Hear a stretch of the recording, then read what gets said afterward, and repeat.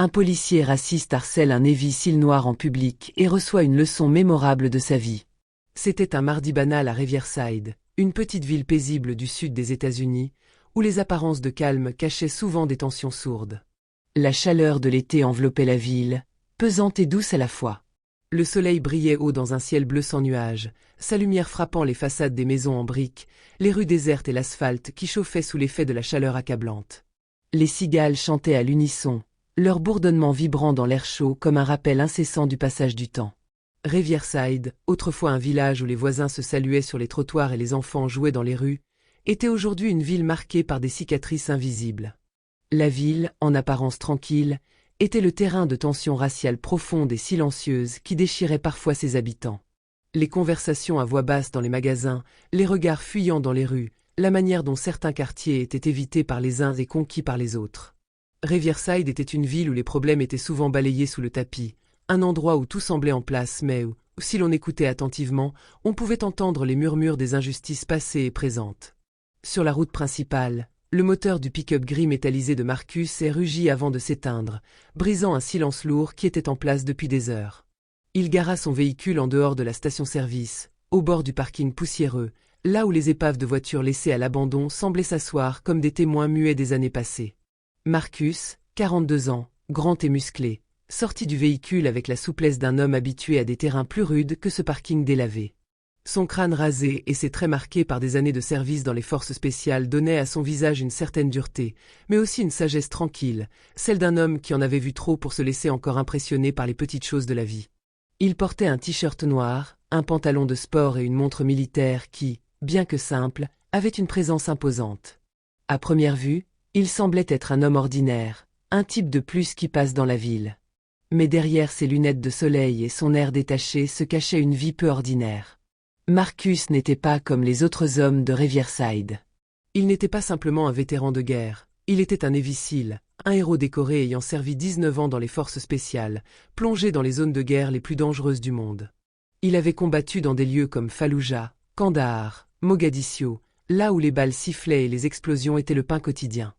Il n'était plus un soldat de combat, mais il était resté un homme de principe, un homme qui croyait encore dans la justice et dans la dignité.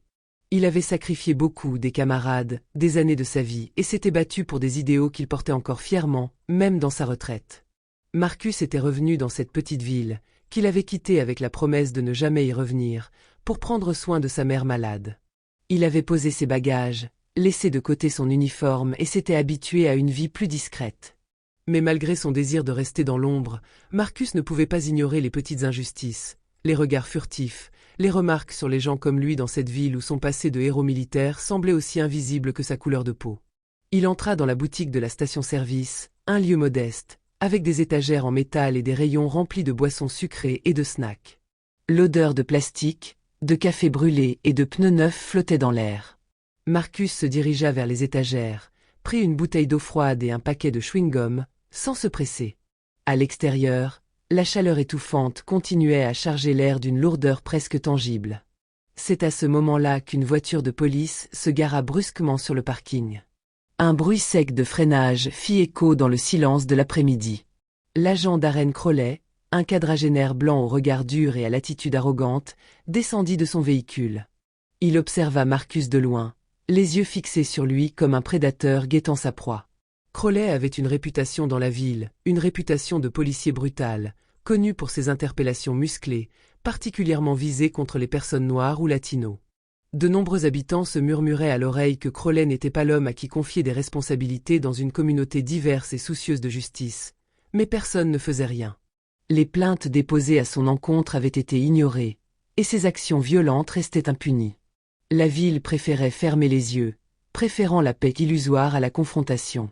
Crowley s'approcha de la porte, sa main se posant fermement sur son ceinturon, prêt à sortir une insulte ou un ordre autoritaire.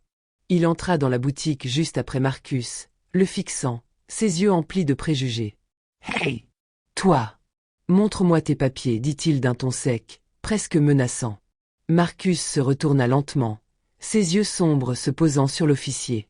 Il n'était pas du genre à se laisser impressionner, surtout pas par des menaces aussi ridicules. « Pardon, répondit-il, sans se démonter.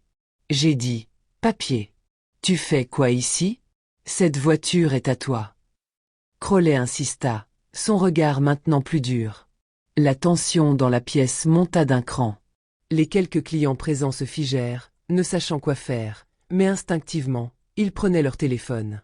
Les regards fuyants, les murmures commencèrent à circuler. Marcus, de son côté, resta calme. Il tendit lentement les bras, sans aucune menace dans son geste, mais avec une autorité silencieuse. « Je suis ici pour acheter de l'eau. »« Pourquoi je suis interpellé, officier ?» répondit-il, son ton mesuré et calme. « Réponds pas à une question par une question. »« Te suspect. »« Il y a eu un vol dans les environs, et tu corresponds au signalement. » Un mensonge évident. Il n'y avait eu aucun appel radio, aucun vol signalé. Pas d'alerte, pas de description transmise par la centrale. Rien. Le ton de Crowley, son regard perçant, son corps tendu comme un arc, tout trahissait un homme muselé par ses propres démons. Arrogance, peur, et surtout, un racisme ancré, presque instinctif. Il ne voyait pas Marcusset. Il voyait une silhouette noire, grande, imposante, forcément menaçante à ses yeux. Marcus N. Bronchapas. Il ouvrit lentement son portefeuille, ses gestes mesurés, presque rituels. Il n'y avait ni panique ni agressivité. Seulement une lassitude glaciale, une fatigue profonde, celle qu'on ne montre jamais mais qui habite ceux qui, trop souvent, doivent prouver leur humanité avant même d'exister. Ce qu'il sortit n'était pas une simple pièce d'identité. C'était une carte militaire plastifiée, rigide, qu'on ne voit que rarement, une identification officielle des forces armées des États-Unis. Elle portait son nom complet, commandé Marcus J.A., son numéro de matricule, les insignes des Navy SELS et une liste impressionnante de décorations. Bronze Star. Purple Heart. Navy Commendation Medal. Des mots gravés qui racontaient une vie faite de feu, de sang, de sacrifice. Il tendit la carte à Crowley sans un mot. Le policier, soudain hésitant, la prit entre ses doigts, la lut. Son visage changea presque instantanément. Les lignes de défi se détendirent. Ses pupilles tremblèrent légèrement. Comme s'il comprenait, trop tard, qu'il n'était plus face à un suspect, mais face à un homme bien plus grand que lui par le courage, l'histoire et la dignité. « Vous êtes militaire ?» demanda-t-il, la voix cassée par un début de panique. « J'étais, » répondit Marcus, sa voix calme mais tranchante comme une lame bien affûtée. « J'ai risqué ma vie pour que ce pays vive libre. J'ai vu des enfants mourir sous des bombes. J'ai porté mes frères d'armes dans mes bras, en sang. Et aujourd'hui, je me fais humilier dans ma propre ville. Pour avoir acheté une bouteille d'eau ?» Un silence de plomb tomba sur la boutique. Même le bourdonnement du frigo à boissons sembla s'interrompre. C'était un malentendu. Je voulais juste. Tenta Crowley. Vous vouliez quoi? Montrer que vous pouviez m'humilier? Me faire baisser les yeux? Marcus le regardait droit dans l'âme. Vous vous êtes trompé d'homme. Et de pays. Pendant ce temps, un client jeune, lunettes sur le nez, téléphone en main, filmait discrètement depuis les rayons. La scène entière. L'arrogance de l'officier. Le calme de Marcus. Elle humiliation. Et surtout, la vérité nue d'une société encore rongée par le soupçon et la peur de l'autre. La vidéo fut postée en ligne quelques minutes plus tard, sans filtre ni montage. En moins d'une heure, elle dépassait les 100 000 vues. Puis 1 million. Les resiauxes embraserent, almohadilla Marcus Hayes, almohadilla racial profiling in Riverside, almohadilla respecto aux veterans. Des personnalités influentes réagirent. Des vétérans de guerre, des journalistes, des activistes, même des membres du Congrès. Les chaînes d'infos interrompirent leur programme pour diffuser les images. Sur CNN, on titrait « Un héros de guerre traité comme un criminel dans sa propre ville ». Sur les plateaux télé, les débats faisaient rage. Comment en est-on arrivé là? Le racisme systémique, même chez ceux qui ont prêté serment de protéger. Ce n'est pas un incident. C'est un symptôme. La pression monta à Riverside. Le maire, visiblement secoué, convoqua une conférence de presse improvisée devant l'hôtel de ville. Il y apparaissait crispé, les yeux fuyant les caméras. Ce qui est arrivé au commandant est inacceptable. Une enquête est en cours. Des mesures seront prises. Le commandement des Navy SELS publia rapidement un communiqué solennel. Le commandant Marcus a servi cette nation avec bravoure, honneur et intégrité. Ce traitement est une insulte à sa personne et à l'ensemble de ceux qui se sont battus pour nos valeurs. L'état-major des forces armées salua publiquement son sang-froid. Le porte-parole du Pentagone qualifia l'incident de « dérive inexcusable dans l'application de la loi ». Pendant ce temps, l'agent Crowley fut immédiatement suspendu, une enquête administrative lancée dans l'heure.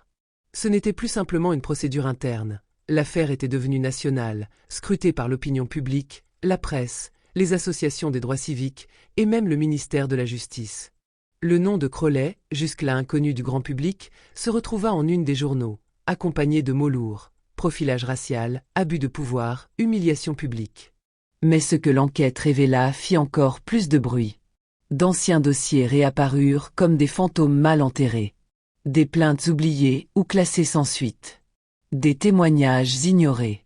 Une femme noire, enseignante, avait été plaquée au sol pour avoir contesté une amende. Un adolescent latino menotté sans raison en sortant de l'école. Plusieurs cas évoquaient l'attitude arrogante de Crowley, son refus d'écouter, son agressivité dès qu'il s'agissait de citoyens issus des minorités. Des vidéos, autrefois passées inaperçues, refirent surface.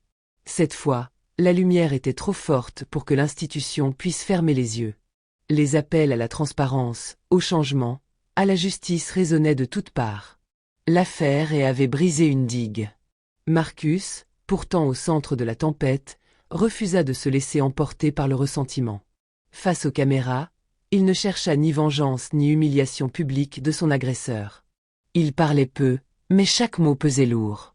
Lors d'une interview sobre mais bouleversante sur CNN, il déclara d'un ton calme. « Je ne suis pas surpris par ce qui m'est arrivé. Ce n'est pas la première fois. Ce qui me fait mal, ce n'est pas pour moi, c'est pour tous ceux qu'on n'écoute pas. Ceux qui n'ont pas de carte militaire, pas de notoriété, pas de caméra braquée sur eux. Eux, quand ils se font humilier, personne n'en parle. » Moi, J. Tyson Navy SEAL. Mais avant tout, je suis un homme noir en Amérique. Et ça, je n'ai jamais pu l'oublier. Son honnêteté, son humilité, sa retenue frappèrent les esprits.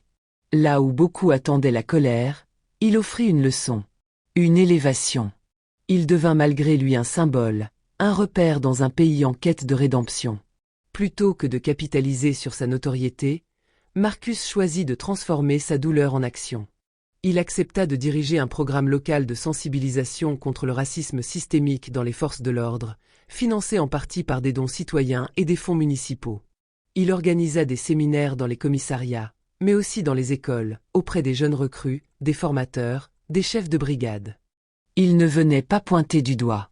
Il venait expliquer, transmettre, faire voir ce que beaucoup refusaient encore de regarder. Il parlait d'expérience, de peur, de respect, de biais inconscients, de blessures invisibles. Son approche désarmait, parce qu'il ne cherchait pas à humilier, mais à éveiller. Quelques mois plus tard, après une procédure disciplinaire complète, l'agent Crowley fut définitivement révoqué. Sa chute fut brutale, mais la réalité, pour lui, venait de commencer. Loin des micros et des caméras, il demanda un jour à rencontrer Marcus. Beaucoup conseillèrent à ce dernier de refuser. Mais Marcus accepta. Ils se retrouvèrent dans une salle d'un centre communautaire, sans uniforme, sans décor officiel, juste deux hommes, face à face. Crowley, visiblement marqué, avait vieilli de 10 ans en quelques mois. Il fixait ses mains, incapable de soutenir le regard de Marcus. « Je n'avais jamais compris, » dit-il enfin d'une voix rauque. « Je pensais juste faire mon boulot. J'ai vu la vidéo. Je me suis vu. Et j'ai eu honte. Je suis désolé. » Marcus L. Couta. Longuement. Il n'avait pas besoin de parler pour être entendu. Puis il répondit. « Vous ne m'avez pas seulement manqué de respect. Vous avez trahi votre serment. Celui de protéger, pas d'écraser. Mais je crois en la justice. Et parfois, la justice, c'est aussi offrir à l'autre une chance de changer. » Il lui tendit la main. Un geste simple, mais immense. Crowley hésita. Puis, lentement, il la serra. Et ce jour-là, quelque chose, quelque part, commença peut-être à guérir. Marcus, lui, continua à œuvrer, sans bruit. Il devint un pilier silencieux de sa communauté. Il ne cherchait pas les honneurs. Il formait les jeunes à l'estime de soi, à la discipline, au respect, au courage tranquille. Il les préparait à marcher droit dans un monde qui, parfois, les voudrait à genoux. Son histoire fut adaptée en documentaire. Diffusé sur Netflix, il s'intitulait simplement « Hey ». Le film fit pleurer, réfléchir, débattre. Mais surtout, il inspira. La dernière séquence montrait Marcus marchant seul sur une colline, au lever du jour. En voix off, on entendait sa conclusion. Le vrai courage, ce n'est pas de riposter avec violence. C'est de rester debout, digne, même quand tout vous pousse à tomber.